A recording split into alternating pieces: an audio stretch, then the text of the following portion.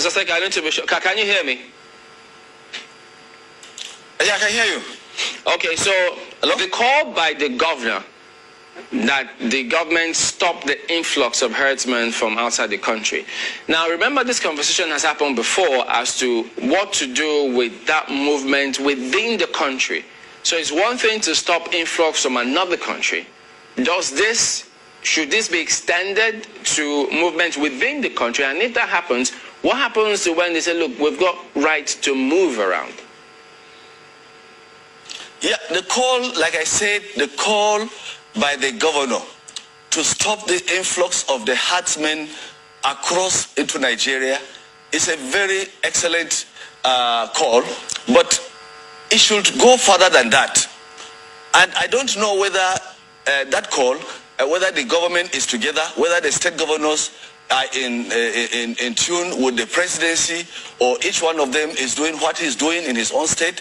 But one thing I know is that I have already said it here, that there are hundreds of thousands of these killer herdsmen, which the governor has confirmed that when they come in, they are heavily armed. And there is no doubt about that.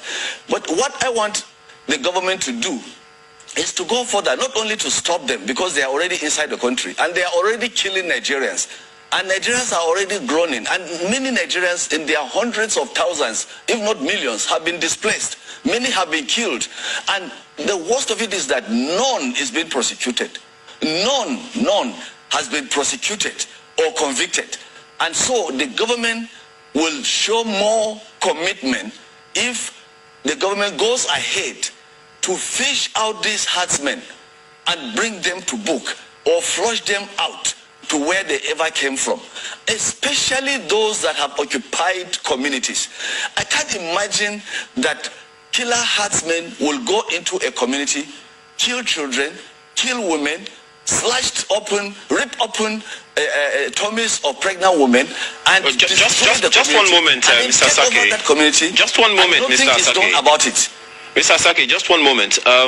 First of all, the federal government had since, reviewed the comment you made the other time when you said the federal government was trying to put up Ruga settlements all over the place. They have since said, look, the program they are coming up with is the National Livestock Transformation Plan. So let that one be laid to rest, and I'm sure you'll agree with that one as well. And secondly, when you, over and over again, you have mentioned Fulani herdsmen. One can say that criminality is criminality, irrespective of who. So when you begin to mention a specific class or category of people, it seems that you are setting people against them anywhere they are in Nigeria.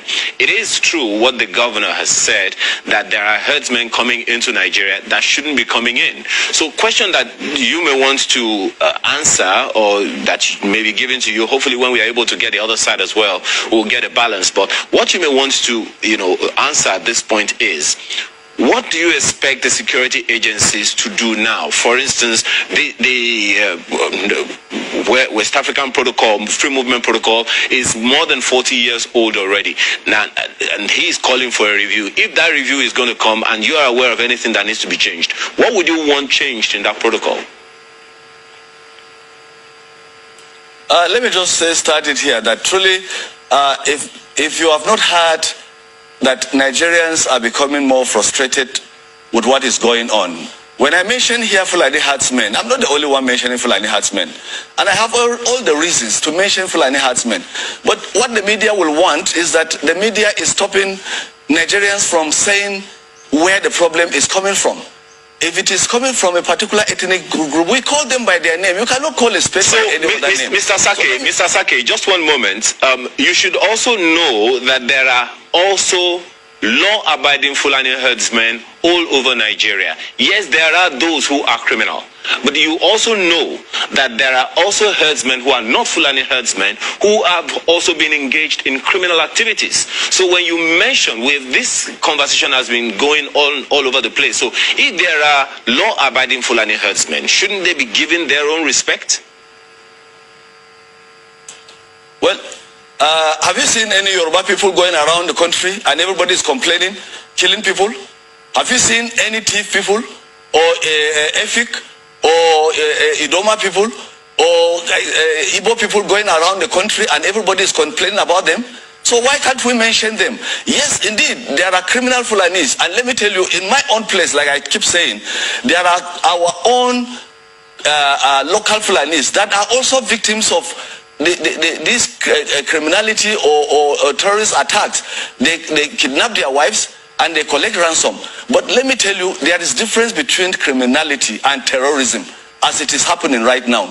When you in the media decide to call this thing farmers herders clash every time, you actually are confusing the whole thing, and it actually will not bring a solution on time, because the Fulanis that have been going around killing in my community, they don't have cattle. They don't rear cattle at the time they go to attack. They go to attack in the night, in the hours that everybody is sleeping.